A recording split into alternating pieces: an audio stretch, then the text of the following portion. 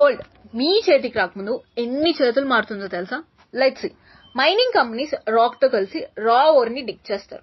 ఇక్కడ ఎంత గోల్డ్ ఎక్కడ మైన్ చేయాలో గవర్నమెంట్ స్ట్రిక్ట్ గా కంట్రోల్ చేస్తుంది. ఎందుకంటే గోల్డ్ జస్ట్ మెటల్ కాదు, ఇది national resource. Machines, fuel, labour తో పాటు గవర్నమెంట్ కి రాయల్టీ కూడా పే చేయాలి.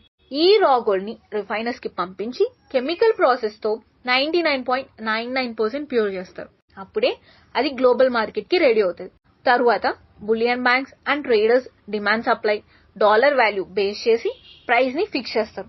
అందుకే గోల్డ్ ప్రైస్ జ్యువెలరీ షాప్ లో కాదు, గ్లోబల్ మార్కెట్ లో డిసైడ్ అవుతుంది. ఇండియాకి గోల్డ్ రావాలి అంటే import duty, GST, secure transport వల్ల కాస్ట్ యాడ్ అవుతుంది. తరువాత గోల్డ్ ని 22 క్యారెట్ ఆర్ 18 క్యారెట్ గా మార్చి డిజైన్స్ యాడ్ చేస్తారు. లేబర్ అండ్ వేస్టేజ్ వల్ల మేకింగ్ ఛార్జెస్ యాడ్ అవుతాయి. లాస్ట్ కి showroom rent, staff, brand margin add అయి గోల్డ్ మీ ఇంటికి రీచ్ అవుతుంది. మీరు పే చేసే టోటల్ అమౌంట్ లో 70 to 75% actual gold value, 15% making charges and 5 to 10% taxes include అయి ఉంటాయి. అందుకే గోల్డ్ కాస్ట్లీ కాదు, గోల్డ్ వెనక ఉన్న సిస్టమ్ కాస్ట్లీ. ఇలాంటి మోర్ ప్రొడక్ట్స్ అన్ని కంటెంట్ కోసం ఫాలో అండ్ లైక్ చేయండి.